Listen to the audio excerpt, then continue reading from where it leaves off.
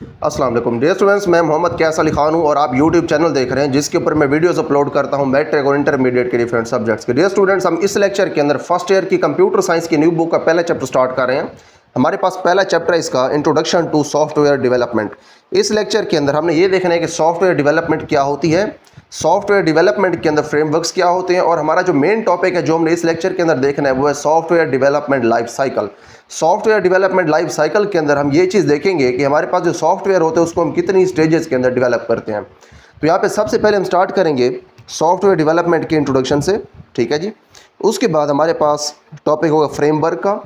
उसके बाद हमने देखना होगा सॉफ्टवेयर डेवलपमेंट लाइफ साइकिल के अंदर जो स्टेजेस होती हैं वो हमने यहाँ पे स्टेजेस देखनी होगी, और वहाँ पे हम ये इन डिटेल देखेंगे कि एक सॉफ्टवेयर को बनाने के लिए कितनी स्टेजेस पे से गुजारना पड़ता है। तो स्टार्ट करते हैं इसको। हम यहाँ से हम सबसे पहले इस चैप्टर का इंट्रोडक्शन देखते हैं। Software development is a systematic process. अब जो सॉफ्टवेयर डेवलपमेंट है ये एक सिस्टमेटिक प्रोसेस है, ठीक है, ख़ास तरीक़ेकार से किया गया प्रोसेस है ये। That transforms user needs into software products. अब जो यूज़र की नीड्स होती हैं, ठीक है, यूज़र होता है जो सॉफ्टवेयर को इस्तेमाल करता है, उसको यूज़ करता है, उसकी जो नीड्स होती हैं उनको ये सॉफ्टवेयर प्रोडक्ट्स के अंदर सॉफ्टवेयर डेवलपमेंट तब्दील करके देती है। मिसाल के तौर पे आप एक लाइब्रेरी में काम करते हैं, आप जो मैनुअल रजिस्टर्स हैं उनको मेंटेन कर करके थक गए हैं, आपको ये समझ नहीं आ रही कि किसने किताब बारो की हुई है, किसने किताब में वापस करनी है, और लाइब्रेरी के अंदर कितनी किताबें मौजूद हैं।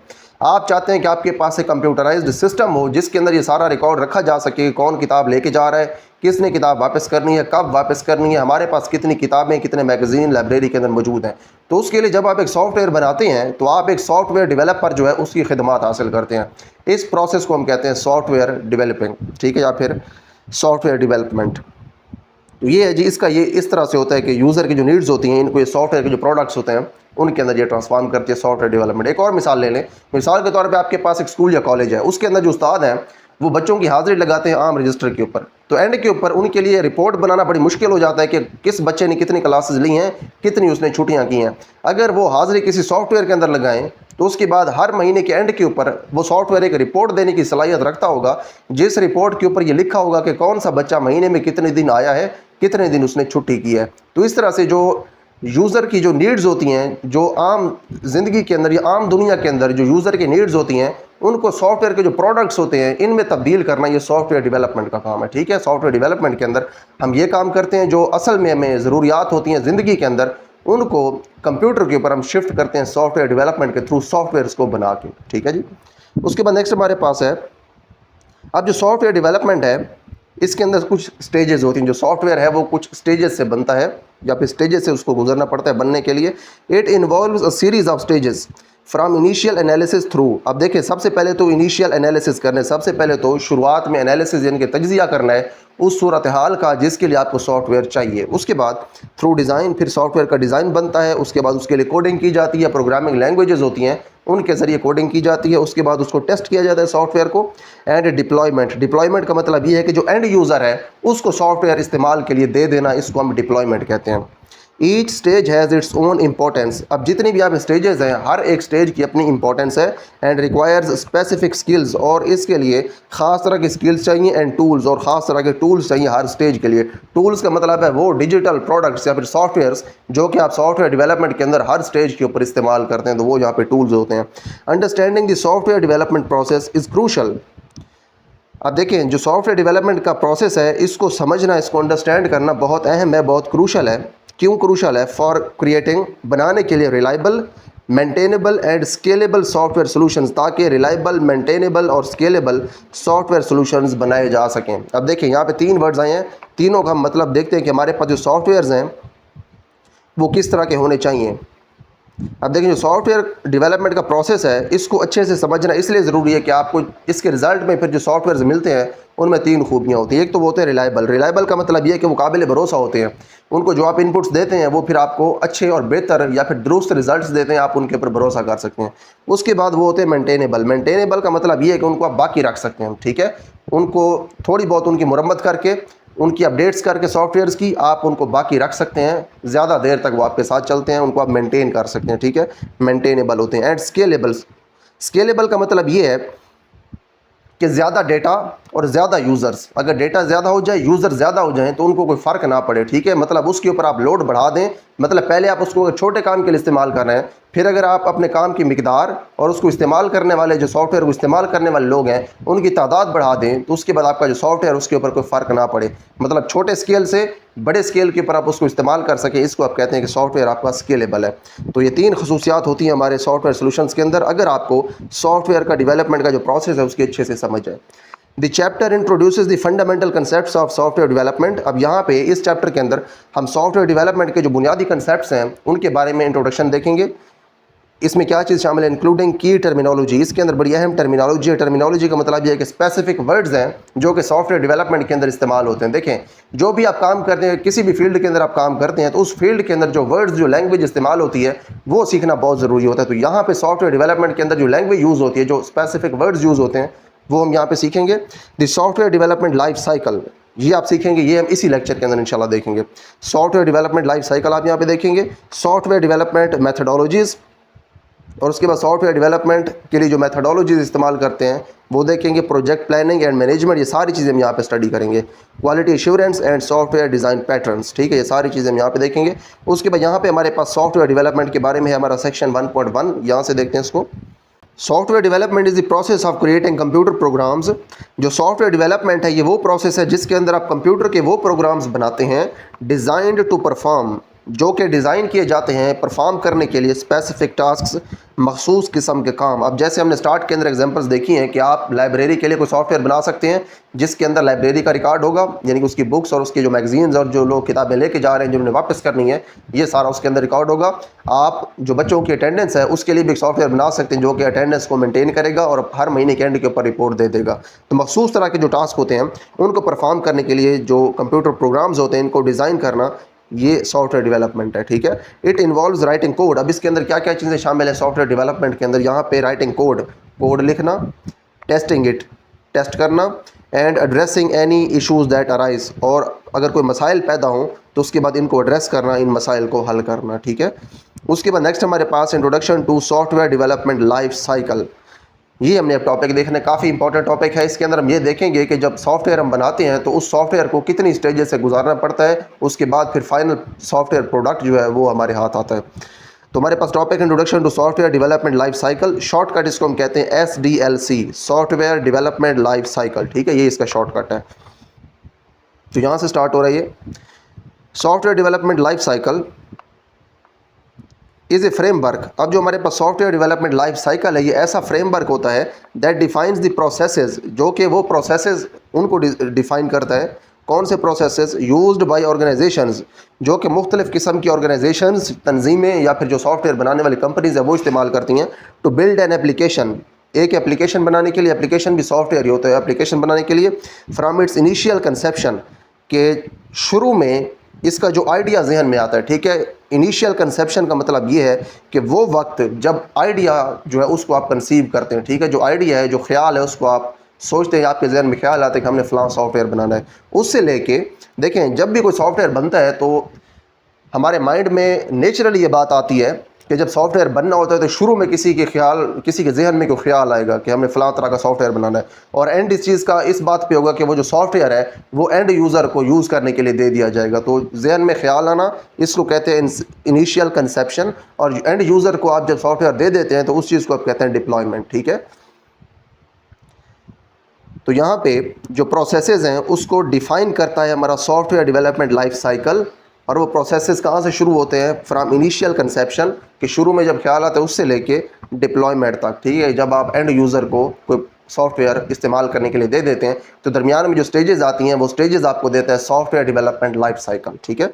एंड मेंटेनेंस, और उसके बाद इसकी जो मेंटेनेंस होती है वो भी। अब देखें मेंटेनेंस का क्या मतलब है? सॉफ्टवेयर बन तो गया है, एंड यूज़र तक पहुंच भी गया है, अब उसको मेंटेन भी तो करना है। उसके अंदर अगर वो गलती हो जाए, कोई उसके अंदर मसला आ जाए, उसको ठीक भी तो करना है, उसको ठीक करना, उसके अंदर अपडेट्स करना, इसको कहते हैं उसको मेंटेन करना, ठीक करके रखना उसको। The primary purpose of software development life cycle is to deliver high quality software. अब देखें जो सॉफ्टवेयर डेवलपमेंट लाइफ साइकिल है SDLC, इसका जो बुनियादी मकसद है वो है हाई क्वालिटी सॉफ्टवेयर देना, ठीक है, डिलीवर करना। और कौन से सॉफ्टवेयर हो? दैट मीट्स कस्टमर एक्सपेक्टेशंस, जो कि जो कस्टमर है, यानी कि जो किसी कंपनी से सॉफ्टवेयर बनवा रहा है, उसकी जो तवक्कुआत है, उसकी जो एक्सपेक्टेशंस हैं उसके ऊपर पूरा उतरे। Reaches completion with in time and cost estimates, और उसके बाद वक्त और कीमत का जो एस्टिमेट है उसके अंदर अंदर वो कंप्लीट हो जाए, ठीक है। रीचेस कंप्लीशन का मतलब ये है कि सॉफ्टवेयर बनना मुकम्मल हो जाए विद इन टाइम, वक्त के अंदर, जो कस्टमर वक्त दे उस वक्त के अंदर सॉफ्टवेयर बन जाए। एंड कॉस्ट एस्टिमेट्स, और उसके बाद जो उसके ऊपर लागत है, जो उसके ऊपर कीमत है, उसका जो पहले तखमीना लगाया गया है, जो कंपनी ने कस्टमर को बताया है कि इतने पैसों के अंदर आपका सॉफ्टवेयर बन जाएगा, उतने पैसों के अंदर ही बने, ठीक है।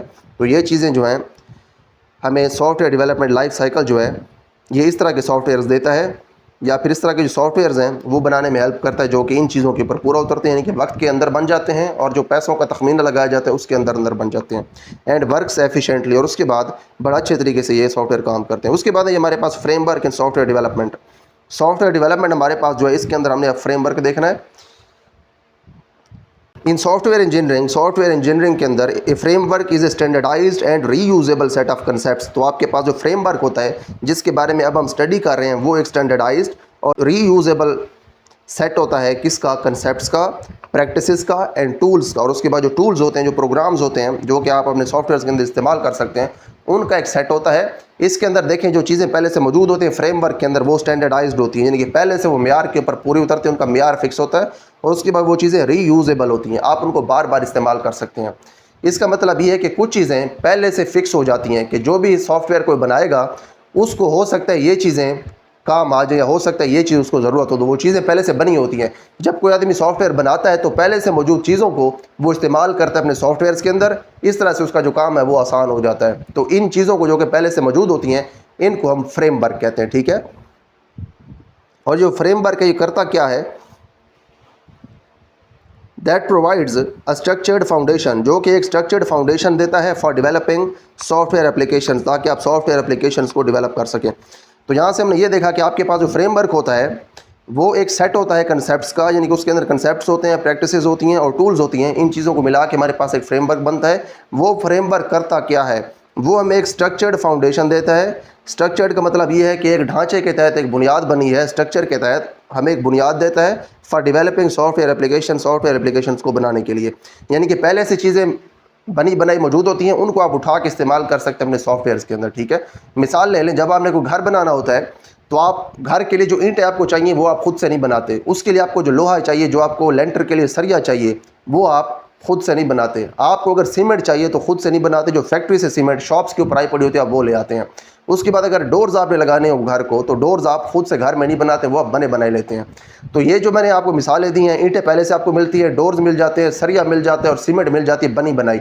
ये चीज़ें आप बाहर से लेते हैं, इनको जोड़ के आप घर बना लेते हैं। तो ये एक स्ट्रक्चर की एग्जाम्पल है, ठीक है। अगर ये चीज़ें आपको खुद बनानी पड़ जाए, ईंटें भी खुद बनानी पड़ जाए, सीमेंट बनानी पड़ जाए, जो सरिया है वो तैयार करना पड़ जाए, उसके बाद सीमेंट तैयार करनी पड़ जाए, तो कितना मुश्किल काम हो जाए। तो काम को आसान करने के लिए चीज़ें बाहर से आपको मिल जाती है, रेडीमेड चीज़ें, ये फिर फ्रेमवर्क कहलाती है, ठीक है।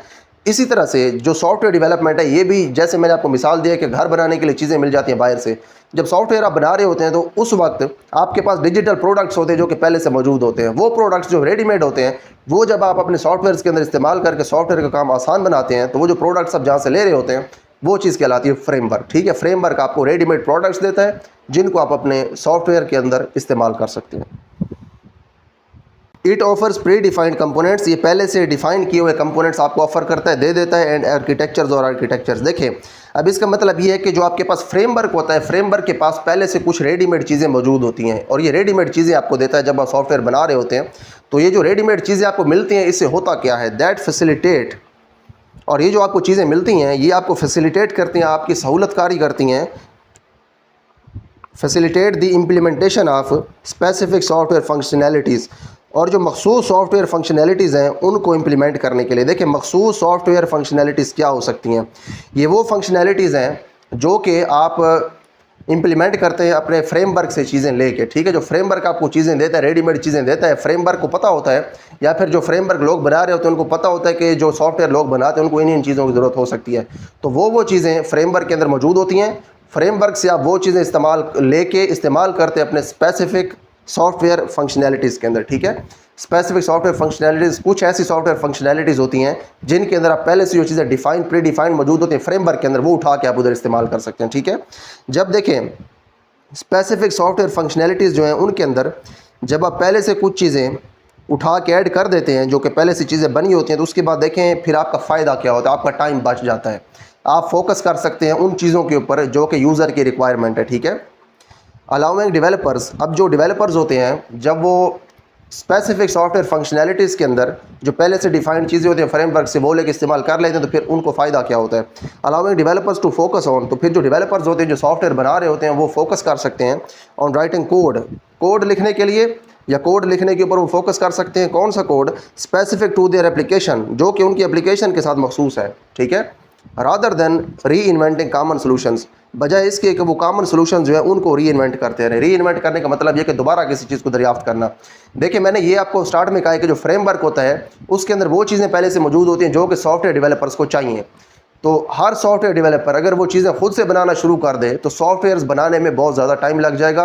जैसे कि मैंने घर की आपको मिसाल दी है, घर बनाना हो, ईंटें वगैरह, लोहा और उसके बाद सरिया और उसके बाद डोर्स वगैरह खुद बनाने लग जाए तो टाइम ज़्यादा लगेगा। उसी तरह से जो सॉफ्टवेयर डेवलपर्स हैं वो बनी बनी चीज़ें वहाँ से ले लेते हैं फ्रेमवर्क से और उसके बाद वो स्पेसिफिक कोड लिखते हैं उस चीज़ के लिए जो उनको यूज़र की रिक्वायरमेंट होती है, ठीक है।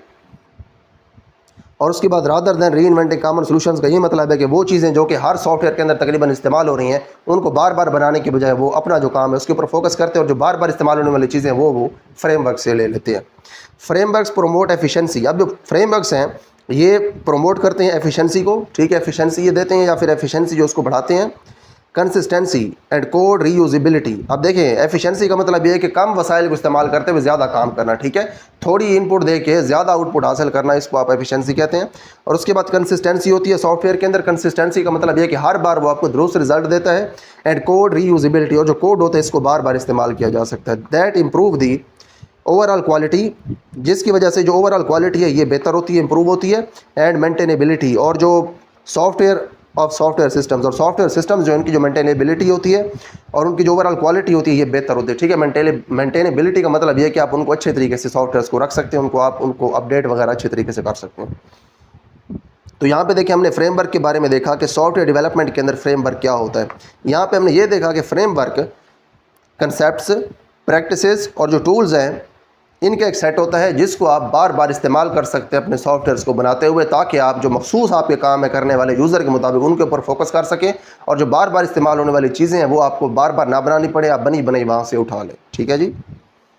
तो इसकी जो डेफिनेशन है वो यहाँ से स्टार्ट हो रही है, स्टार्ट से इधर से स्टार्ट हो रही है डेफिनेशन और ये यहाँ तक जा रही है, ठीक है। बाकी इसके बारे में डिटेल लिखी हुई है। उसके बाद हमारे पास एग्जाम्पल है, ये जो एग्जाम्पल है ये इसको समझने के लिए जो है काफ़ी हेल्पफुल है। इमेजिन, अब देखिए फ्रेमवर्क की एग्जांपल आ रही है। Imagine you want to create a website, अब फ़र्ज़ करें या फिर ज़रा सोचें कि आप एक वेबसाइट बनाना चाहते हैं। Instead of writing all the code from scratch, शुरू से सारा कोड लिखने के बजाय, देखें जब वेबसाइट बनती है तो आपको कोड लिखना पड़ता है उसके लिए प्रोग्रामिंग लैंग्वेज के अंदर। तो पूरा जो कोड है उसको स्क्रैच से शुरुआत से लिखने की बजाय आप क्या करते हैं, you can use a framework, आप एक फ्रेमवर्क को इस्तेमाल कर सकते हैं लाइक जांगो। जांगो आपके पास एक फ्रेमवर्क है for websites. Django comes with readymade features, अब जांगो जो है वो आपको रेडीमेड फीचर्स देते हैं। जैसे कि हमने पहले कहा था कि जो फ्रेमवर्क्स हैं ये आपको रेडीमेड चीज़ें प्रोवाइड करते हैं जो कि आप बनी बनाई इस्तेमाल कर सकते हैं। और कौन सी बनी बनाई चीज़ें रखता है ये आपको दे सकता है, like user login. User login आपको दे सकते हैं। यूज़र लॉगिन का मतलब है वो पेज जहाँ पे यूज़र आके लॉगिन करता है अपनी वेबसाइट या फिर अपनी जो प्रोफाइल होती है उसमें एंटर होने के लिए। उसके बाद डेटाबेस मैनेजमेंट आपको ये प्रोवाइड कर सकता है। और उसके बाद पेज टेम्पलेट जो है ये आपको प्रोवाइड कर सकते हैं। पेज टेम्पलेट का मतलब है कि जो वेब पेजेस होते हैं उनके डिज़ाइन आपको पहले से बने बने मिल जाते हैं, उनके अंदर जो आपने अपनी मर्ज़ी से तब्दीलियाँ करनी होती हैं, लिखना होता है अपनी मर्ज़ी से, वो फिर आप वहाँ पर लिख सकते हैं। डिज़ाइन आपको जांगो प्रोवाइड कर देता है, ठीक है। तो यहाँ पे हमारे पास सॉफ्टवेयर डेवलपमेंट के अंदर जो फ्रेमवर्क्स हैं उनका टॉपिक कंप्लीट हो गया। उसके बाद हमने सॉफ्टवेयर डेवलपमेंट के अंदर जो फ्रेमवर्क होते हैं उसकी हमने एग्जांपल भी देख ली। और उसके बाद देखिए हमने देखना है stages involved in software development life cycle. हमने अब ये देखना है कि हमारे पास जो सॉफ्टवेयर डेवलपमेंट लाइफ साइकिल है उसके अंदर कौन कौन सी स्टेजेस इन्वॉल्व होती हैं।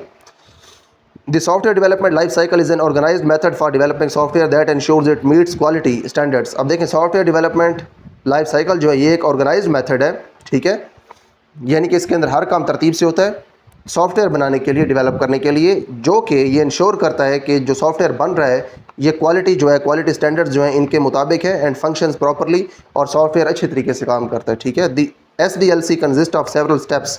As shown in figure 1.1। अब जो हमारे पास SDLC है, सॉफ्टवेयर डेवलपमेंट लाइफ साइकिल है, इसके अंदर बहुत सारे स्टेप्स हैं जो कि फिगर में दिखाए गए हैं नीचे। Each step has distinct tasks and goals.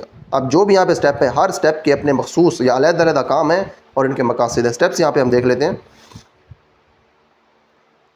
देखें, सबसे पहले आपके पास होती है रिक्वायरमेंट, ठीक है। सबसे पहले हमें सॉफ्टवेयर की ज़रूरत पड़ती है, हम ज़रूरियात इकट्ठी करते हैं, हम देखते हैं कि सॉफ्टवेयर जो है उसको क्या क्या ज़रूरियात हैं, या फिर यूज़र है उसकी क्या क्या ज़रूरियात हैं, हमें किन ज़रूरियात को मद्देनज़र रखते हुए सॉफ्टवेयर बनाना है, ठीक है। तो ये रिक्वायरमेंट्स होती हैं।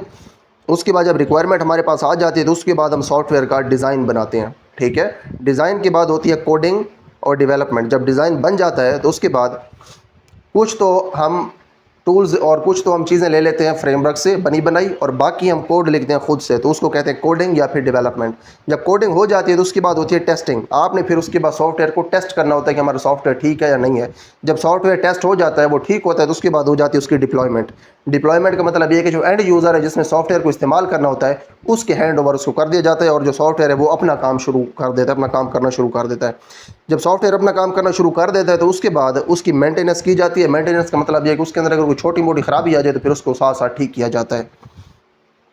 इसीलिए यहाँ पे देखें जो मेंटेनेंस इसके साथ टूल्स बने हुए हैं, ठीक है। उसकी थोड़ी बहुत जो है वो मुरम्मत जो ज़रूरत है वो की जाती है। अब देखें यहाँ पे जो स्टेजेस हैं सॉफ्टवेयर डेवलपमेंट लाइफ साइकिल के अंदर, वो हम 1 बाय 1 देखेंगे। सबसे पहले हम देख रहे हैं रिक्वायरमेंट वाली स्टेज। तो यहाँ पे हमारे पास रिक्वायरमेंट गैदरिंग, रिक्वायरमेंट्स इकट्ठा करना। इन दिस इनिशियल फेज, इस पहले फेज़ के अंदर the goal is to understand and collect what the software needs to achieve. यहाँ पे जो मकसद होता है वो होता है ये समझना और ये इकट्ठी करनी चीज़ें कि सॉफ्टवेयर जो है उसको क्या हासिल करना है, ठीक है। What the software needs to achieve, कि सॉफ्टवेयर जो है उसने हासिल क्या करना है, इसने काम क्या करना है सॉफ्टवेयर ने। This involves talking to the people who will use the software. अब इसके अंदर क्या क्या चीज़ें शामिल है, आप कैसे रिक्वायरमेंट सॉफ्टवेयर की इकट्ठी कर सकते हैं, आप ये चीज़ कैसे जान सकते हैं कि सॉफ्टवेयर क्या काम करे। तो उसके लिए आप उन लोगों से बात करते हैं जिन्होंने सॉफ्टवेयर को इस्तेमाल करना है, as well as other stakeholders, और जो बाकी स्टेक होल्डर्स हैं उनके साथ भी आप बातचीत करते हैं। स्टेक होल्डर्स जो हैं ये ऐसे लोग हैं जिनका उस बनने वाले सॉफ्टवेयर के साथ कोई ना कोई ताल्लुक होता है, या ये सॉफ्टवेयर को अफेक्ट कर सकते हैं, या फिर सॉफ्टवेयर जो है वो इनके ऊपर कोई ना कोई असर डालते हैं, यानी कि ये उससे मुतल्लिक लोग होते हैं। To find out their needs and expectations, ताकि आप उनकी ज़रूरियात और उनकी जो तवक्कुआत हैं उनके बारे में आप जान सकें, ठीक है। उसके बाद अब देखें जो रिक्वायरमेंट गैदरिंग है, इसके अंदर आपने जो ज़रूरियात होती हैं या फिर जो सॉफ्टवेयर की रिक्वायरमेंट्स होती हैं, सॉफ्टवेयर जिन चीज़ों के ऊपर काम करे, ये चीज़ अगर आपने जाननी है तो उसके लिए आपके पास कोई मेथड्स भी तो होने चाहिए कि आप किन तरीक़ों से पता लगाएंगे कि सॉफ्टवेयर जो है उसको क्या क्या करना चाहिए। तो उसके लिए कुछ यहाँ पे तरीके लिखे हुए हैं, ठीक है। ये तरीके हमें अब देखने हैं। की activities in this phase include, इस फेज़ के अंदर जो अहम एक्टिविटीज़ हैं वो ये हैं। इंटरव्यूज़ एंड सर्विस, आप इंटरव्यूज़ करते हैं और सर्विस करते हैं। Asking questions and collecting feedback, यहाँ पे आप सवाल पूछते हैं और फीडबैक इकट्ठा करते हैं from potential users. Potential users का मतलब ये मुमकिन यूज़र्स, जो लोग इस तरह से हैं कि इन्होंने हो सकता है कि सॉफ्टवेयर इस्तेमाल करना हो। To understand their needs and preferences, ताकि आप इनकी जो नीड्स हैं और इनकी जो तरजीहात हैं उनके बारे में फ़ैसला कर सकें। देखें इंटरव्यूज़ और सर्विस किए जाते हैं सबसे पहले, उसके बाद आप ऑब्जर्वेशन करते हैं, मुशाहिदात करते हैं। Watching how users interact with current systems, आप ये देखते हैं कि जो यूज़र्स हैं पहले से मौजूद जो सॉफ्टवेयर के सिस्टम्स हैं उनके साथ वो किस तरह से डील कर रहे हैं। टू आइडेंटिफाई प्रॉब्लम्स, ताकि जो उनके अंदर मसाइल हैं आप उनको देख सकें, ताकि फिर उनको हल किया जा सके आपके सॉफ्टवेयर में। एंड अपॉर्चुनिटीज़ फॉर इंप्रूवमेंट, और बेहतरी की जो गुंजाइश मौजूद है, जो बेहतरी के मौके हैं उनको देखा जा सके कि हम जो सॉफ्टवेयर बनाएंगे वो किस तरह से बेहतर हो सकता है, ठीक है। इस तरह से ऑब्जर्वेशन की जाती है। उसके बाद होता है डॉक्यूमेंट रिव्यू। डॉक्यूमेंट रिव्यू का मतलब ये कि सॉफ्टवेयर जो पहले से मौजूद हैं उनके बारे में जो डॉक्यूमेंट्स पहले से मौजूद हैं उनको देखना, ठीक है। लुकिंग एट एग्जिस्टिंग डॉक्यूमेंट्स, जो पहले से मौजूद डॉक्यूमेंट्स हैं उनको देखना। सच एज रिपोर्ट, जैसे कुछ रिपोर्ट्स हो सकती हैं। End user manuals, user manuals ऐसे डॉक्यूमेंट्स होते हैं जिनके अंदर किसी चीज़ को इस्तेमाल करने के तरीके लिखे होते हैं। टू गैदर एडिशनल इन्फॉर्मेशन, ताकि आप इजाफी इन्फॉर्मेशन इकट्ठी कर सकें अबाउट द रिक्वायरमेंट्स के लिए, ठीक है। यहाँ पे हमने ये देखा कि जब सॉफ्टवेयर बनता है तो सॉफ्टवेयर डेवलपमेंट लाइफ साइकिल के अंदर जो पहला सबसे स्टेप है वो है रिक्वायरमेंट गैदरिंग। आपने ये देखना है कि सॉफ्टवेयर जो है उसको क्या क्या चीज़ें पूरी करनी चाहिए, क्या क्या रिक्वायरमेंट्स हो सकती हैं उसकी। उसके लिए आप लोगों के इंटरव्यूज़ कर सकते हैं, सर्विस कर सकते हैं, ऑब्जर्वेशंस कर सकते हैं, यानी कि पहले से मौजूद जो सॉफ्टवेयर हैं उनको ऑब्जर्व कर सकते हैं, देख सकते हैं। उसके बाद डॉक्यूमेंट रिव्यू कर सकते हैं, पहले से मौजूद डॉक्यूमेंट्स यूज़र मैनुअल्स हैं उनको आप पढ़ सकते हैं। उसके बाद हमारे पास जो रिक्वायरमेंट्स हैं उनकी दो टाइप्स हैं, एक हमारे पास है फंक्शनल और दूसरी है नॉन फंक्शनल, ठीक है। दो टाइप्स देख रहे हैं, काफ़ी इंपॉर्टेंट टॉपिक है functional and non functional requirements, ठीक है। यहाँ पे पहली स्टेज हम देख रहे हैं सॉफ्टवेयर डेवलपमेंट लाइफ साइकिल की, उसके अंदर हम देख रहे हैं फंक्शनल और नॉन फंक्शनल रिक्वायरमेंट्स।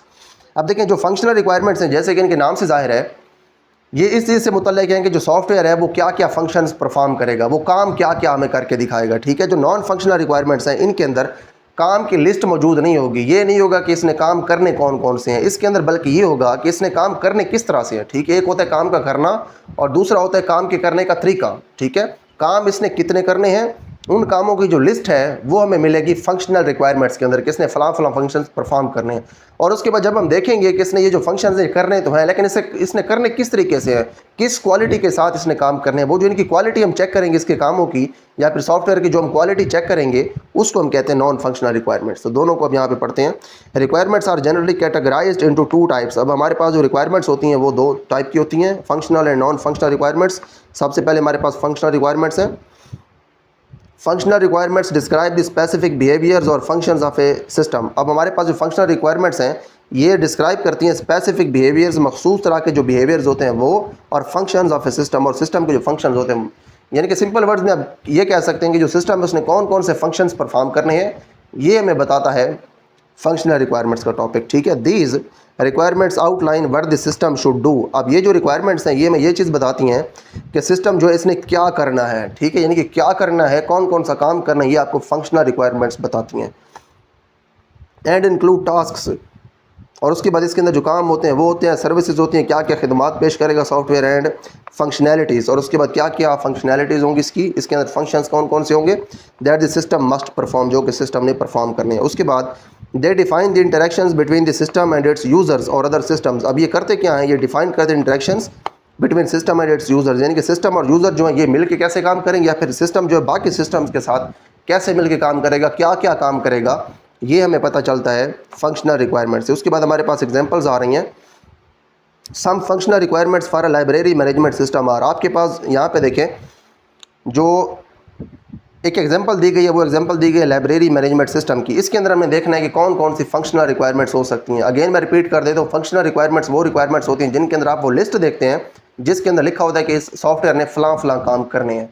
तो ये देखते हैं कि हमारे पास जो लाइब्रेरी मैनेजमेंट सिस्टम है जिसके अंदर लाइब्रेरी को मैनेज किया जा रहा है, उसके कौन कौन से काम है या वो सिस्टम कौन कौन से काम कर सकता है। एक तो वो यूज़र रजिस्ट्रेशन कर सकता है, ठीक है। उसके बाद बुक बारोइंग जो है उसका डेटा सेव कर सकता है। उसके बाद इन्वेंट्री मैनेजमेंट, यानी कि कितने रिसोर्सेज मौजूद है लाइब्रेरी के पास, उसका ये हिसाब रख सकता है। तो देखते हैं सबको हम।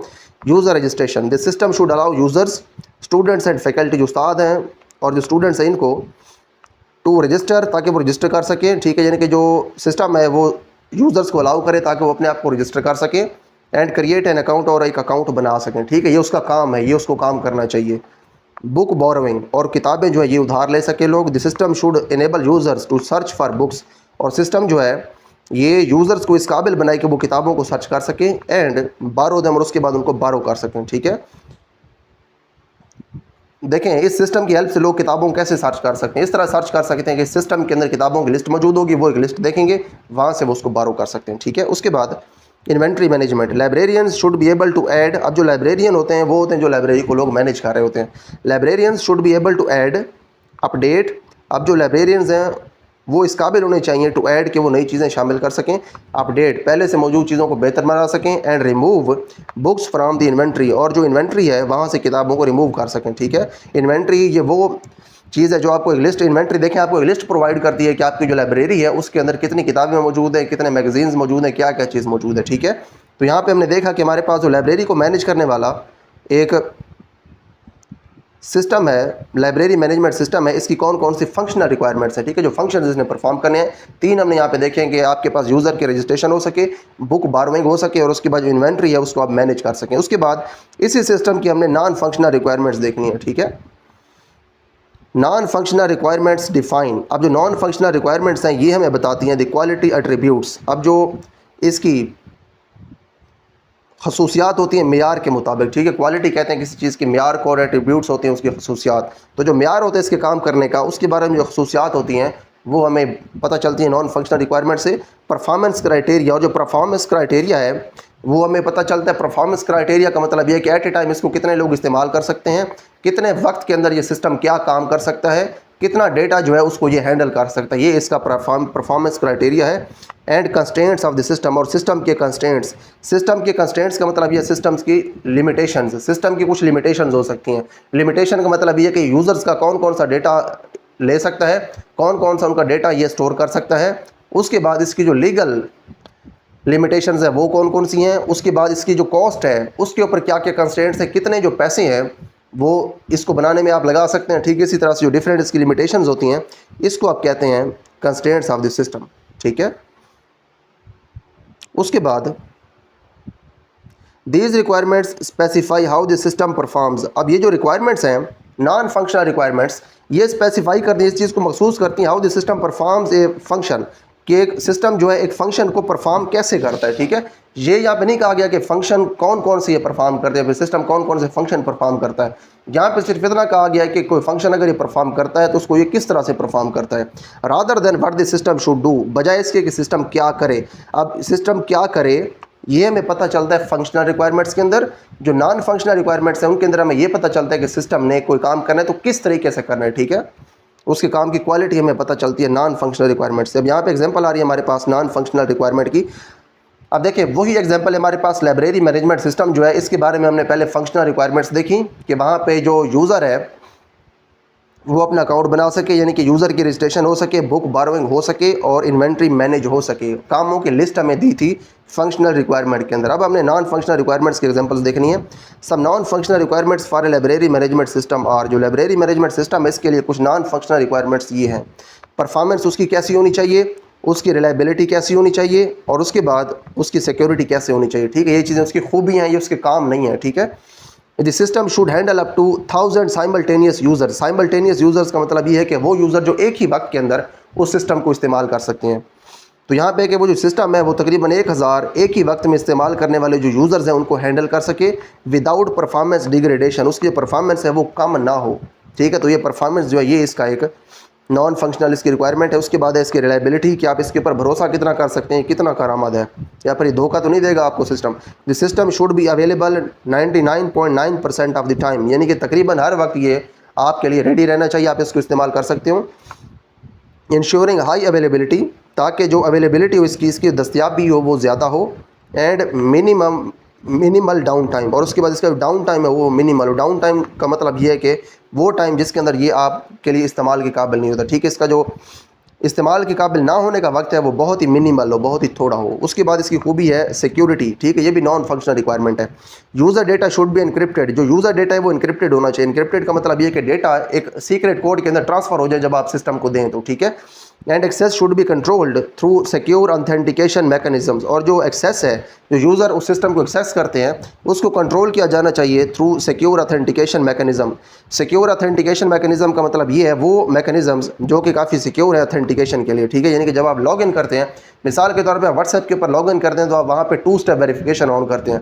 2 स्टेप वेरिफिकेशन का मतलब ये है कि आपके पास एक कोड होता है जो कि आपने वहाँ पे लिखना होता है, यानी कि वो दूसरा स्टेप होता है। उसके बाद मोबाइल के ऊपर OTPs आते हैं, ये भी आपके पास एक सिक्योर ऑथेंटिकेशन का मैकेनिज्म है। मोबाइल के ऊपर OTP आता है, देखिए आप वेबसाइट के ऊपर अपना पासवर्ड डाल देते हैं, लेकिन उसके बावजूद मोबाइल के नंबर के ऊपर OTP आता है। वो नंबर आपने पासवर्ड डालने के बाद दोबारा उसके अंदर OTP डालना होता है वेबसाइट के अंदर, फिर आप लॉगिन कर सकते हैं। तो इस तरह से आपके पास जो सिक्योर ऑथेंटिकेशन मैकेनिज्म है ये भी वहाँ पर होने चाहिए। ठीक है, तो यहाँ पर हमने ये देखा कि हमारे पास जो रिक्वायरमेंट्स हैं ये होती हैं 2 तरह की। ठीक है, देखें रिक्वायरमेंट के अंदर हमने सबसे पहले ये देखा कि आपने रिक्वायरमेंट्स इकट्ठी कैसे करनी है। उसके लिए आप इंटरव्यूज़ कर सकते हैं, सर्वेज कर सकते हैं, ऑब्जर्वेशंस कर सकते हैं और डॉक्यूमेंट्स को रिव्यू कर सकते हैं। ये तरीके हैं रिक्वायरमेंट्स को इकट्ठा करने के। उसके बाद जो कोई आपके पास सॉफ्टवेयर सिस्टम होता है उसकी 2 तरह की रिक्वायरमेंट्स होती है, एक होती है फंक्शनल रिक्वायरमेंट्स और एक होती है non functional requirements. Functional requirements का मतलब है वो काम या फिर उन कामों की लिस्ट जो कि सॉफ्टवेयर परफॉर्म करे। ठीक है, ये होती हैं फंक्शनल रिक्वायरमेंट्स। उसके बाद इसकी वो रिक्वायरमेंट्स जो कि हमें ये बताती हैं कि ये काम फलां काम कर तो रहा है, लेकिन ये काम करेगा किस तरीके के साथ, किस खूबी के साथ ये काम करेगा, किस रफ्तार के साथ काम करेगा। ये जो काम करने की खूबी हैं या फिर काम करने के जो तरीके हैं, ये हमें जो रिक्वायरमेंट्स बताती हैं वो होती है नॉन फंक्शनल रिक्वायरमेंट्स। तो दोनों हमने यहाँ पे देख ली। उसके बाद नेक्स्ट हमारे पास है एक यहाँ पे टेबल, इसके अंदर है differentiating functional and non functional requirements. यहाँ पे हम फंक्शनल और नॉन फंक्शनल जो रिक्वायरमेंट्स हैं उनके दरमियान आप फ़र्क देख रहे हैं। ठीक है, फंक्शनल रिक्वायरमेंट्स के बारे में हमारे पास यहाँ पे लिखा हुआ है, 3 चीज़ें इधर लिखी हुई हैं और इधर 3 चीज़ें लिखी हुई हैं नॉन फंक्शनल रिक्वायरमेंट्स के बारे में। तीनों को देखते हैं। Functional requirements define specific behaviours और फंक्शंस ऑफ द सिस्टम। अब ये सिस्टम के जो मखसूस बिहेवियर या फंक्शन होते हैं उनको डिफाइन करती है, ठीक है। यानी कि हमें ये कामों की एक लिस्ट देती है कि ये काम आपका सिस्टम करेगा। उसके बाद होते हैं हमारे पास non functional requirements. Non functional requirements define the quality attributes, ये जो मेयार होते हैं उसकी ये खूबियाँ बताती है। And constraints of the system, और सिस्टम के ऊपर जो कंस्ट्रेंट्स होती हैं, जो सिस्टम के ऊपर लिमिटेशंस होती हैं, इनके बारे में हमें बताते हैं हमारी नॉन फंक्शनल रिक्वायरमेंट्स, ठीक है। यानी कि काम होंगे कौन कौन से ये हमें पता चलता है फंक्शनल रिक्वायरमेंट से, और काम होंगे किस तरीके से उनके करने का तरीका हमें पता चलता है नॉन फंक्शनल रिक्वायरमेंट से। उसके बाद नेक्स्ट हमारे पास है what this system should do, ये हमें पता चलता है फंक्शनल रिक्वायरमेंट्स। अगेन वही बात है, कामों की लिस्ट मिलती है। और नॉन फंक्शनल रिक्वायरमेंट हमें कहती है how this system should perform, कि सिस्टम काम किस तरीके से करे, ठीक है। उसके बाद हमारे पास फंक्शनल रिक्वायरमेंट के अंदर directly related to user interactions and system task. अब ये डायरेक्टली रिलेट करता है यूज़र के इंटरेक्शन से, यानी कि यूज़र किस तरह से जो सिस्टम है उसके साथ इंटरेक्ट करता है, एंड सिस्टम टास्क, और सिस्टम जो है कौन कौन से काम करता है, ठीक है। Directly related to user interaction. अब देखिए यूज़र इंटरेक्शन जो है उसके साथ ये डायरेक्टली कैसे रिलेटेड है। अब देखिए जो यूज़र है उसने सिस्टम से कुछ मखसूस काम लेने होते हैं। अब यूज़र सिस्टम से जो मखसूस काम ले रहा होता है तो वो असल में उसकी जो फंक्शनल रिक्वायरमेंट्स हैं उनको देख रहा होता है कि कौन कौन से काम सिस्टम कर सकता है। इसलिए हम यहाँ पे कह सकते हैं कि ये एक यूज़र इंटरेक्शन जो है उसके साथ ये रिलेट करते हैं, और जो सिस्टम के टास्क हैं उनके साथ भी रिलेट करते हैं। उसके बाद है नॉन फंक्शनल रिक्वायरमेंट किसके साथ रिलेट करते हैं, रिलेटेड टू सिस्टम परफॉर्मेंस। ये सिस्टम की परफॉर्मेंस है उसके साथ रिलेट करते हैं कि सिस्टम कितना अच्छा परफॉर्म कर सकता है, यूजेबिलिटी और सिस्टम को आप कितने अच्छे तरीके से इस्तेमाल कर सकते हैं, एंड रिलायबिलिटी, और कितना आप इसके ऊपर इन्हिसार कर सकते हैं, यानी कि कितने वक्त के लिए ये आपके पास अवेलेबल है, ठीक है। तो यहाँ पे हमारे पास फंक्शनल और नॉन फंक्शनल रिक्वायरमेंट्स उनके दरमियान डिफरेंस क्लियर हो गया। अब यहाँ पे हमारे पास सॉफ्टवेयर डेवलपमेंट लाइफ साइकिल के अंदर जो पहली स्टेज है रिक्वायरमेंट गैदरिंग वाली स्टेज, वो कंप्लीट हो गई है। यहाँ पे हमने ये देखा है हमने रिक्वायरमेंट्स किस तरह से गैदर करनी है, क्या क्या मेथड्स हो सकते हैं रिक्वायरमेंट्स को फाइंड करने के, कि कौन कौन सी रिक्वायरमेंट्स हो सकती हैं हमारे सॉफ्टवेयर की। और उसके बाद हमने ये देखा कि हमारे पास जो रिक्वायरमेंट्स इनकी 2 टाइप्स होती हैं, फंक्शनल रिक्वायरमेंट्स और नॉन फंक्शनल रिक्वायरमेंट्स, दोनों को हमने डिटेल में देख लिया। अब उसके बाद हमारे पास सॉफ्टवेयर डेवलपमेंट लाइफ साइकिल की दूसरी स्टेज है, और दूसरी स्टेज का हमारे पास नेम है डिज़ाइन। यहाँ पे हमने ये देखना है कि अब हमने डायग्राम्स और मॉडल्स वगैरह को इस्तेमाल करते हुए किस तरह से हमारा जो सॉफ्टवेयर है इसको हमने कम्प्लीटली प्लान आउट करना है, ठीक है। तो स्टार्ट करते हैं इसको हम। हमारे पास दूसरी स्टेज है सॉफ्टवेयर डेवलपमेंट लाइफ साइकिल की डिज़ाइन। इसके अंदर in the design phase we plan out how the software will look and work. इसके अंदर हम ये प्लान करते हैं कि हमारा सॉफ्टवेयर किस तरह से दिखेगा और किस तरह से काम करेगा ड्यूरिंग दिस फेज। इस फेज़ के अंदर हम ये करते हैं, ठीक है। नीचे कुछ कामों की लिस्ट है। डिज़ाइन फेज़ के अंदर ये काम किए जाते हैं, डायग्राम्स बनाई जाती हैं, मॉडल्स बनाए जाते हैं, आर्किटेक्चर को प्लान किया जाता है, सॉफ्ट स्पेसिफाई रिक्वायरमेंट्स, यानी कि रिक्वायरमेंट्स है उनको स्पेसिफाई या मखसूस किया जाता है। वन बाय वन को हम देखते हैं। सबसे पहले हमारे पास है create diagrams to show how different parts of the software will connect. ये दिखाने के लिए, या फिर डायग्राम्स हम बनाते हैं ये दिखाने के लिए कि जो मुख्तलिफ पार्ट्स हैं सॉफ्टवेयर के ये किस तरह से कनेक्ट होंगे, किस तरह से आपस में जुड़ेंगे, एंड वर्क टुगेदर, और इकट्ठे कैसे काम करेंगे। फॉर एग्जांपल मिसाल के तौर पे वी ड्रा फ्लो चार्ट, हम एक फ्लो चार्ट बनाते हैं to map out the steps the program will take to complete a task. वो स्टेप्स जो है उनको मैप आउट करने के लिए, उन स्टेप्स का नक्शा बनाने के लिए जो कि एक प्रोग्राम लेगा अपना काम मुकम्मल करने के लिए, हम एक फ़्लो चार्ट बनाते हैं, ठीक है। फ़्लो चार्ट का मतलब ऐसा चार्ट जिसके अंदर फ़्लो होता है, इसके अंदर पहले जो काम होता है वो पहले आप बनाते हैं, उसके बाद अगला काम, फिर उसके बाद उससे अगला काम, ठीक है। इस तरह से फ़्लो चार्ट बनाते हैं। फिर इन फ़्लो चार्ट्स को हम डिटेल में इंशाल्लाह इसी बुक के अंदर आगे जो हमारे चैप्टर्स होंगे वहाँ पर भी देख लेंगे अगर कहीं पर आगे तो। उसके बाद नेक्स्ट हमने डिज़ाइन वाली स्टेज के अंदर जो काम करना होता है वो होता है डेवलप मॉडल्स। यहाँ पे हमने मॉडल्स बनाने होते हैं to represent the software structure. जो सॉफ्टवेयर का स्ट्रक्चर है वो जाहिर करने के लिए हम मॉडल्स बनाते हैं। This could include creating mockups. इसके अंदर जो चीज़ शामिल हैं वो है क्रिएटिंग मॉकअप्स। आपने मॉकअप्स बनाने हैं ऑफ द यूज़र इंटरफेस के। देखिए मॉकअप का मतलब होता है कोई ऐसी चीज़ जो कि किसी असल चीज़ का ऐसे हो कि उसका एक वो कॉपी हो, ठीक है। आप कॉपी इसको कह सकते हैं, यानी कि जो मॉकअप आप बनाते हैं यूज़र इंटरफेस का, जो एक्चुअल में आप यूज़र इंटरफेस बनाते हैं सॉफ्टवेयर के अंदर, उसके लिए आपको कोडिंग करनी पड़ती है। लेकिन आप ये जो मॉकअप बनाते हैं इसका, जो इसकी आप नकल बनाते हैं जिसको लोग देख के समझ सके कि हमारा यूज़र इंटरफेस किस तरह का होगा, इस तरह का मॉकअप बनाने के लिए आपको कोडिंग नहीं करनी पड़ती, ठीक है। इसका फ़ायदा सिर्फ ये होता है। और ये जो डिज़ाइन टूल्स होते हैं उनकी हेल्प से आप मॉकअप्स बना सकते हैं। अब ये करते क्या है मॉकअप्स इनके यूज़र इंटरफेस के, showing what the program will look like, कि ये दिखाते हैं कि प्रोग्राम दिखेगा कैसे, ठीक है।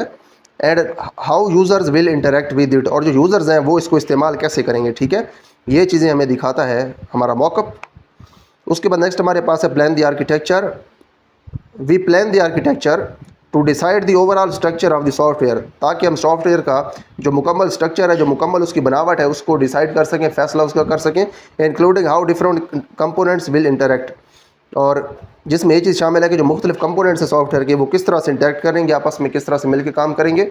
दिस हेल्प्स इंश्योर, ये इस चीज़ को यकीनी बनाता है that the program is organised, कि प्रोग्राम जो है वो बड़ा तरतीब के अंदर है, एंड फंक्शन स्मूथली, और बड़ा स्मूथली बगैर रुके जो है वो काम करता है। ठीक है, यहाँ पे हमारे पास है प्लान द आर्किटेक्चर। उसके बाद नेक्स्ट हमारे पास है वी स्पेसिफाई रिक्वायरमेंट्स।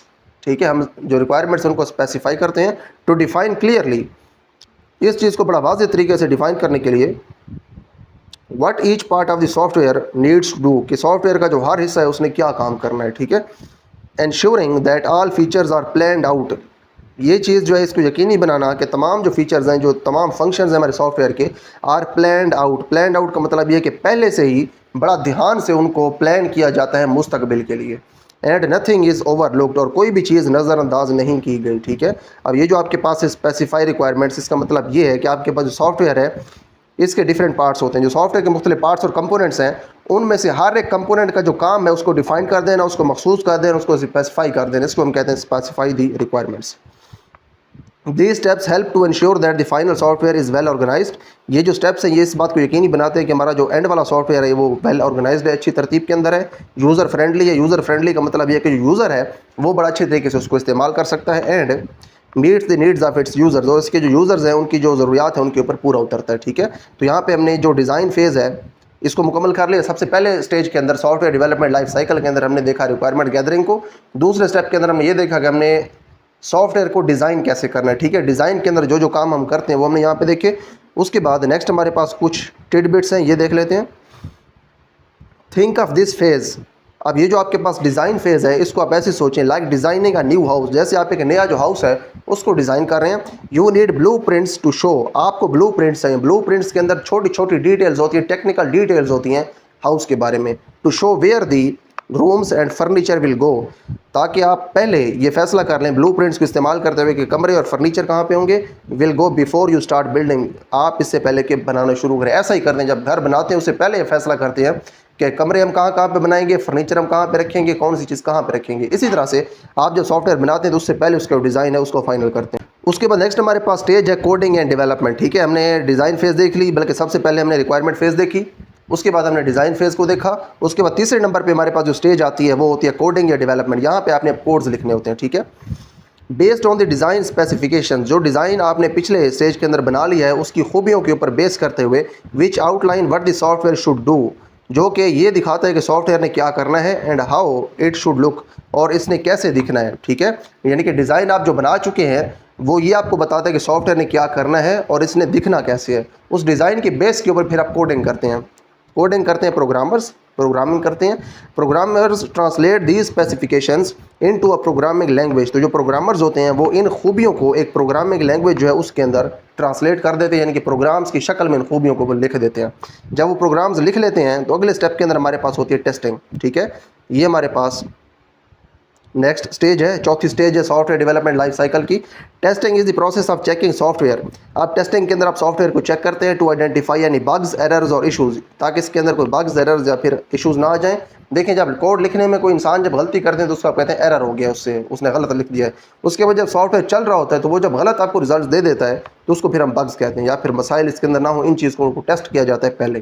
ठीक है, think of it as a quality check, आप ये सोचें कि ये क्वालिटी चेक है टेस्टिंग वाला process, to make sure everything works as expected, ये यकीनी बनाने के लिए कि सब कुछ जो है उस तरह से काम करता है जैसे उसे तवक्को रखी गई है।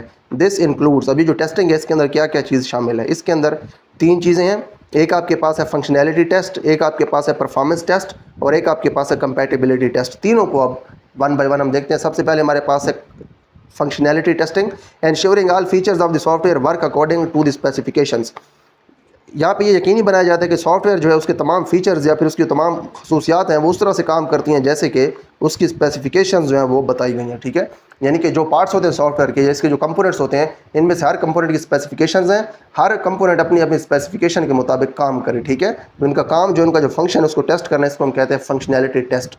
उसके बाद होता है हमारे पास परफॉर्मेंस टेस्ट, जैसे कि इसके नाम से ज़ाहिर है परफॉर्मेंस को आप चेक करेंगे।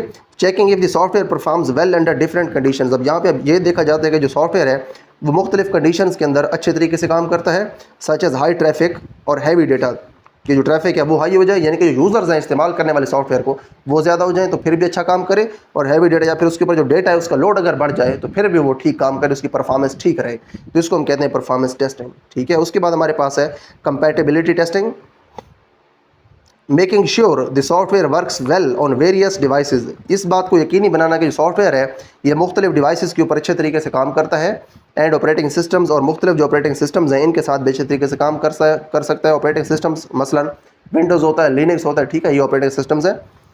अब देखें कंपैटिबिलिटी टेस्ट का मतलब ये है, कंपैटिबिलिटी किसी चीज़ का कंपैटिबल होने का मतलब ये कि उसके साथ मिल के काम कर सकते हैं। ठीक है, सॉफ्टवेयर किसी डिवाइस के साथ कंपैटिबल होने का मतलब ये है कि उस डिवाइस के ऊपर आप उस सॉफ्टवेयर को चला सकते हैं। अगर आप नहीं चला सकते उस डिवाइस के ऊपर सॉफ्टवेयर को, तो आप कहते हैं कि ये सॉफ्टवेयर इस डिवाइस के साथ कंपैटिबल नहीं है। तो ये 3 तरह के जो टेस्ट हैं ये सॉफ्टवेयर को डेवलप करने के बाद हम करते हैं। ठीक है, रिपीट कर देते हैं स्टेजेस। सबसे पहले रिक्वायरमेंट्स होती हैं कि सॉफ्टवेयर ने क्या क्या काम करने हैं, उसके बाद होता है डिज़ाइन, सॉफ्टवेयर को डिज़ाइन किया जाता है, उसके बाद आप कोडिंग या फिर डेवलपमेंट करते हैं अपने तीसरे स्टेप के अंदर, उसके बाद जब कोडिंग हो जाती है तो चौथे स्टेप के अंदर आप टेस्टिंग करते हैं ताकि उसमें गलतियाँ ना हों। टेस्टिंग के अंदर 3 तरह के टेस्ट होते हैं। आप फंक्शनैलिटी को टेस्ट करते हैं कि सारे उसके जो पार्ट्स हैं वो अच्छे तरीके से काम करते हैं, उसके बाद आप देखते हैं कि उसकी परफॉर्मेंस ठीक है, उसके बाद देखते हैं कि मुख्तलिफ डिवाइसेस के साथ इसकी जो कंपैटिबिलिटी है सॉफ्टवेयर की वो ठीक है। उसके बाद आपके पास होती है 5वीं स्टेज डिप्लॉयमेंट। ठीक है, डिप्लॉयमेंट के अंदर जो आपका एंड यूज़र होता है उसको आप सॉफ्टवेयर हैंड ओवर कर देते हैं, वो उसको इस्तेमाल करता है। डिप्लॉयमेंट है हमारे पास। Deployment is the process of making software available. इस प्रोसेस के अंदर आप सॉफ्टवेयर को अवेलेबल बना देते हैं, दस्तियाब बना देते हैं, किसके लिए? फॉर यूज़र्स, इस्तेमाल करने वालों के लिए, टू एक्सेस, ताकि वो उस तक रसाई हासिल करें और इसको यूज़ करें, इसको इस्तेमाल करें। यानी कि स्टेज के अंदर जो हमारा सॉफ्टवेयर है वो रेडी हो जाता है और उसको फिर हम यूज़र को दे चुके होते हैं। इस स्टेज के अंदर डिप्लॉयमेंट के अंदर यूज़र उसको इस्तेमाल करता है। ठीक है, यूज़र के इस्तेमाल के लिए उसको हम रेडी करते हैं, डिप्लॉय कर देते हैं।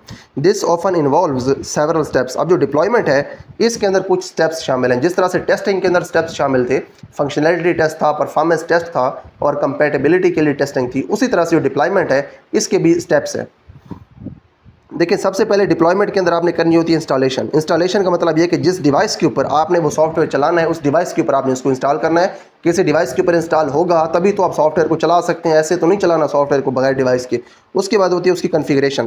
कन्फिगरेशन का मतलब ये कि जो उसकी नेसेसरी सेटिंग्स होती हैं वो आपने इंस्टॉलेशन के बाद करनी होती हैं।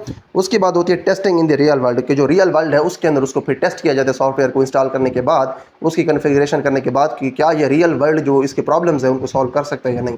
तो देखते हैं इसको हम। सबसे पहले हमारे पास स्टेज है डिप्लॉयमेंट के अंदर installation. The software is installed on the users system और सर्वर। जो यूज़र का सिस्टम या सर्वर है उसके ऊपर आप सॉफ्टवेयर को इंस्टॉल करते हैं। दिस में इन्वॉल्व, इसके अंदर शामिल हो सकते हैं, यानी कि जो इंस्टॉलेशन आपने करनी है किस तरह से इंस्टॉलेशन आप कर सकते हैं। दिस में involve running an installation program, ये हो सकती है, या फिर इसके अंदर शामिल हो सकता है कि इंस्टॉलेशन प्रोग्राम का रन होना, यानी कि इसके इंस्टॉलेशन करने के लिए एक इंस्टॉलेशन प्रोग्राम होगा, वो चल के इसकी इंस्टॉलेशन करवाएगा। फिर वो करेगा क्या? दैट कॉपीज़ फाइल्स, जो कि फ़ाइल्स को कॉपी करते हैं इंस्टॉलेशन प्रोग्राम, यानी कि जहाँ पे सॉफ्टवेयर मौजूद होता है वहाँ से फाइल्स को कॉपी करके आपका जो सिस्टम है उसके अंदर इनको पेस्ट कर दे, वहाँ पे इनको इंस्टॉल करता है। एंड सेट्स अप नेसेसरी कन्फिगरेशंस, और जो ज़रूरी सेटिंग्स होती हैं इसको चलाने के लिए, इंस्टॉल करने के लिए, वो आपका इंस्टॉलेशन प्रोग्राम करके देता है। ठीक है, देखिए अब इंस्टॉलेशन आपकी हो गई इंस्टॉलेशन प्रोग्राम को इस्तेमाल करने के बाद। उसके बाद आपने करनी है कन्फिगरेशन। कन्फिगरेशन के अंदर the software is adjusted to fit the specific needs of the user. अब जो सॉफ्टवेयर है उसको एडजस्ट किया जाता है, यानी कि उसके अंदर थोड़ी बहुत तब्दीलियाँ की जाती हैं, to fit the specific needs of the user, कि जो इस्तेमाल करने वाला है उसकी जो ख़ास ज़रूरियात हैं उनके साथ ये पूरा उतरे उनके ऊपर। ठीक है, और ऑर्गेनाइजेशन या फिर जो ऑर्गेनाइजेशन है जो कि उस सॉफ्टवेयर को इस्तेमाल कर रही है उसकी जो ज़रूरियात हैं उनके साथ ये पूरा उतरे, उनके साथ ये फिट हो जाए, उसके लिए थोड़ी बहुत इसमें जो तब्दीलियाँ की जाती हैं उनके मुताबिक इसको ढालने के लिए उसको हम कन्फिगरेशन कहते हैं। इसके अंदर क्या क्या शामिल है? It can include setting up user preferences. इसके अंदर शामिल है setting up user preferences. User preferences जो है इसका मतलब यह है कि जो इस्तेमाल करने वाला है वो किन किन चीज़ों को प्रेफर करता है। मिसाल के तौर पे जो इस्तेमाल करने वाला जब वो सॉफ्टवेयर चलाता है वो कहते हैं मुझे जो वाइट थीम है ये पसंद है, मुझे डार्क थीम पसंद है, यानी कि जो वर्ड्स हैं वो नज़र है, बाकी जो सारा वेब पेज है, बाकी जितना भी एरिया है स्क्रीन का वो ब्लैक हो जाए। ठीक है, थीम्स चेंज कर सकते हैं यूज़र, यानी कि यूज़र से मुतल्लिक है। उसके बाद यूज़र ये कह सकता है कि जो लैंग्वेज है वो चेंज कर दें, इंग्लिश कर दें, उर्दू कर दें, सॉफ्टवेयर की लैंग्वेज। ठीक है, ये यूज़र प्रेफरेंसेस हैं कि यूज़र क्या चीज़ प्रेफर करता है, क्या चीज़ यूज़र पसंद करता है। ठीक है, प्रेफर का मतलब है तरजीह देना। और उसके बाद यूज़र ये भी कह सकते हैं कि जो नोटिफिकेशन है सॉफ्टवेयर के ये मुझे ना मिले, इनको बंद कर दो, ठीक है। उसी तरह से और भी काफ़ी सेटिंग्स हैं जो यूज़र अपनी मर्ज़ी के मुताबिक चेंज कर सकता है। इस तरह से जो यूज़र की प्रेफरेंसेस हैं उनके मुताबिक इसको चेंज करना, इसको हम कॉन्फ़िगरेशन कहते हैं। उसके बाद होती है नेटवर्क सेटिंग्स। नेटवर्क सेटिंग्स का मतलब ये कि जो सॉफ्टवेयर है इसको हमने नेटवर्क्स के साथ या फिर इंटरनेट के साथ या फिर बाकी जो कंप्यूटर्स हैं, फिर कंप्यूटर्स जब मिलते हैं डिफरेंट और मिलके काम करते हैं तो उसको हम कहते हैं नेटवर्क। कि आपने कंप्यूटर्स का जो नेटवर्क है उसके साथ आपने इसको मिला के कैसे चलाना है। एंड डेटाबेस कनेक्शन, और उसके बाद जो डेटाबेस है उसके साथ इसको आपने कैसे कनेक्ट करना है सॉफ्टवेयर को, यानी कि आपने किस तरह से कहीं पर डेटा स्टोर करना है सॉफ्टवेयर से रिलेटेड और फिर वहाँ से कैसे इसको निकालना है, ठीक है। उसके बाद देखें नेक्स्ट हमारे पास जो प्रोसेस है डिप्लॉयमेंट के अंदर वो होता है testing in the real world. अब देखें डिप्लॉयमेंट के अंदर यानी कि जब एंड यूज़र को आपने सॉफ्टवेयर देना होता है तो उसके अंदर आपने दो काम कर दिए। एक तो आपने उसको सॉफ्टवेयर इंस्टॉल करके दे दिया, उसके बाद आपने सॉफ्टवेयर की कॉन्फ़िगरेशन करके दे दी कि उसको जो चीज़ें चाहिए वो आपने उसमें तब्दीलियाँ कर दी। उसके बाद आपने इसको टेस्ट अप करना है सॉफ्टवेयर को, testing in the real world. अब रियल वर्ल्ड के अंदर आपने सॉफ्टवेयर को टेस्ट भी करना है। आफ्टर इंस्टॉलेशन, जब इंस्टॉलेशन कंप्लीट हो जाती है, यदि software is tested in its real world environment, तो जो सॉफ्टवेयर है वो अपनी हकीकी दुनिया का जो माहौल है उसके अंदर उसको टेस्ट किया जाता है। To ensure it works correctly, ये यकीनी बनाने के लिए कि ये बेहतर तरीके से काम करता है विद अदर सिस्टम्स, जो बाकी सिस्टम्स हैं उनके साथ, एंड मीट्स यूज़र नीड्स, और उसके बाद जो इस्तेमाल करने वाले की ज़रूरियात हैं उनके ऊपर ये पूरा उतरता है, ठीक है। तो यहाँ पे हमारे पास जो डिप्लॉयमेंट है इसके अंदर हमने 3 स्टेप्स देख लिए। हमने सबसे पहले देखा कि जब आपने डिप्लॉयमेंट करनी होती है तो आपने सबसे पहले इंस्टॉल करके देना होता है सॉफ्टवेयर को। उसके बाद इंस्टॉल करने के बाद उसकी जो ज़रूरी कॉन्फ़िगरेशन है, जो ज़रूरी तब्दीलियाँ यूज़र के मुताबिक वो करनी होती हैं। उसके बाद जो रियल वर्ल्ड है उसके अंदर जो प्रॉब्लम्स होते हैं उनको देखते हुए आपने ये देखना होता है क्या उनके ऊपर ये पूरा उतरता है या नहीं उतरता, ठीक है। और उसके बाद यूज़र के नीड्स हैं क्या इनको ये पूरा कर रहे हैं रियल लाइफ के अंदर या फिर नहीं कर रहे हैं, यानी कि जो मकसद था, जो रिक्वायरमेंट थी यूज़र की, क्या वो रिक्वायरमेंट ये पूरी कर रहे हैं या नहीं, ठीक है। इस चीज़ को हम कहते हैं testing in the real world. अब देखें जो स्टार्ट के अंदर हमने बात की थी, मैंने आपको इस लेक्चर के स्टार्ट में बताया था कि हो सकता है आपने लाइब्रेरी का डेटा मैनेज करना हो, स्कूल की जो हाज़िरी है उसका डेटा आपने मैनेज करना हो। ये लाइब्रेरी का डेटा और स्कूल की हाज़िरी का डेटा ये रियल वर्ल्ड के प्रॉब्लम्स हैं, ठीक है, इनको आपने मैनेज करना है। अगर आप एक सॉफ्टवेयर इन चीज़ों के लिए बनवाते हैं और सॉफ्टवेयर ये आपके काम हल कर भी नहीं रहा, आपके कामों को आसान नहीं कर रहा, ये काम कर नहीं रहा, तो फिर जो आपकी रिक्वायरमेंट है वो पूरी तो ना हुई, तो वो फिर रियल वर्ल्ड की जो अंदर जो उसकी टेस्टिंग है उसके अंदर फिर वो सॉफ्टवेयर फेल हो जाएगा। तो इस तरह से जो काम करना मकसूद होता है सॉफ्टवेयर के लिए उस काम के ऊपर उसको किया जाता है टेस्ट। जब वो उसके ऊपर पूरा उतरता है तो हम कहते हैं कि इसने रियल वर्ल्ड की जो टेस्टिंग है उसको इसने पास कर दी है। उसके बाद हमारे पास फाइनल स्टेज है सॉफ्टवेयर डेवलपमेंट लाइफ साइकिल के अंदर, इसको हम कहते हैं मेंटेनेंस। अब देखिए आपने रिक्वायरमेंट्स भी इकट्ठी कर ली, आपने डिज़ाइन भी बना लिया, कोडिंग भी कर ली, आपने उसके बाद उसको टेस्ट भी कर लिया सॉफ्टवेयर को, उसको डिप्लॉय भी कर दिया, यूज़र को दे भी दिया। आपने जब यूज़र को दे दिया है तो फिर यूज़र जब उसको इस्तेमाल करेगा तो वक्तन फ़वक्तन उसको कुछ मसाइल का भी सामना होगा। उन मसाइल को हल करना और सॉफ्टवेयर को उसी तरीके से चलाते रहना, इसको हम कहते हैं सॉफ्टवेयर को मेंटेन रखना। अब हमने देखने कि सॉफ्टवेयर की मेंटेनेंस जो है वो कैसे की जाती है। The final phase involves on going maintenance and updates. अब जो फाइनल फेज़ इसके अंदर शामिल है ऑन गोइंग मेंटेनेंस, यानी कि वो मेंटेनेंस जो कि ऑन गोइंग के साथ साथ चलती रहे, एंड अपडेट्स, और उसके बाद जो सॉफ्टवेयर उसके अंदर अपडेट्स की जाएँ। अपडेट्स का मतलब ये कि जो ज़रूरी चीज़ें वक्त के साथ साथ वो उसमें शामिल की जाएँ। This ensures the software continues to function correctly. ये इस चीज़ को यकीनी बनाता है कि आपका जो सॉफ्टवेयर है ये अच्छे तरीके से काम करना जारी रखता है, कंटिन्यू रखता है। And adapt to any changes, और जो भी चेंजेस हैं उनको अडाप्ट करता है। अडाप्ट करने का मतलब ये कि उनके मुताबिक ख़ुद को ढाल लेता है इन यूज़र नीड्स, जो कि यूज़र की नीड्स में हो और टेक्नोलॉजी या फिर टेक्नोलॉजी के अंदर हो, ठीक है। तो इसको कंप्लीट कर लेते हैं सेंटेंस को। This ensures the software continues to function correctly. ये इस चीज़ को यकीनी बनाता है कि सॉफ्टवेयर जो है वो दुरुस्त तरीके से काम करना जारी रखे। And adapt to any changes in user needs और टेक्नोलॉजी, और इस बात को भी यकीनी बनाता है कि यूज़र की जो ज़रूरियात हैं और जो टेक्नोलॉजी है इनके अंदर जो चेंजेस आते हैं उनके मुताबिक ख़ुद को ढाल भी ले, उनके मुताबिक खुद को अडाप्ट भी कर ले, ठीक है। तो अडाप्ट करना यही होता है कि वो उन तब्दीलियों के मुताबिक ख़ुद को ढाल ले। तो यहाँ पे आप देख सकते हैं हमारे पास ये जो टॉपिक है सॉफ्टवेयर डेवलपमेंट का इंट्रोडक्शन और सॉफ्टवेयर डेवलपमेंट लाइफ साइकिल, ये कंप्लीट हो गया। काफ़ी इंपॉर्टेंट टॉपिक था। इसके अंदर हमने सॉफ्टवेयर डेवलपमेंट का जो इंट्रोडक्शन है वो देखा, और रियल लाइफ के अंदर जो प्रैक्टिकल हमारे पास एग्जांपल्स है वो देखी कि हमने किस तरह से रियल लाइफ के अंदर जो प्रॉब्लम्स हैं उनको सॉल्व करने के लिए सॉफ्टवेयर को डेवलप करने। उसके बाद हमने ये देखा कि हमारे पास जो सॉफ्टवेयर डेवलपमेंट है उसके अंदर फ्रेमवर्क्स क्या होते हैं। उसके बाद हमने सॉफ्टवेयर डेवलपमेंट लाइफ साइकिल को इन डिटेल डिस्कस किया है। इसकी जो स्टेजेस हैं वो सारी की सारी हमने यहाँ पे स्टेजेस देख ली। यहाँ पे हमने ये देखा कि किस तरह से हमने रिक्वायरमेंट को गैदर करना है, रिक्वायरमेंट की कौन कौन सी टाइप्स होती हैं, क्या होती है फंक्शनल रिक्वायरमेंट्स, क्या होती है नॉन फंक्शनल रिक्वायरमेंट्स। उसके बाद हमने ये देखा कि हमारे पास डिज़ाइन फेज़ क्या होती है, हमने ये देखा कि हमने कोडिंग या फिर डेवलपमेंट कैसे करनी है किसी भी सॉफ्टवेयर की। उसके बाद हमने ये देखा कि हमने टेस्टिंग कैसे करनी है, फिर हमने ये देखा कि हमने डिप्लॉयमेंट कैसे करनी है, और उसके बाद ये देखा कि जब हम सॉफ्टवेयर को फाइनली डिप्लॉय कर लेते हैं, यूज़र को दे देते हैं, यूज़र उसको यूज़ कर रहा होता है, तो उसके बाद उसकी ऑन गोइंग जो मेंटेनेंस और जो उसकी अपडेट्स हैं ये कैसे की जाती हैं। तो यहाँ पे हमारे पास ये टॉपिक कंप्लीट हो गया है। इसके बाद अगले लेक्चर के अंदर हम इंशाल्लाह इस बुक का और इस पहले चैप्टर का जो नेक्स्ट टॉपिक है उसको स्टार्ट करेंगे।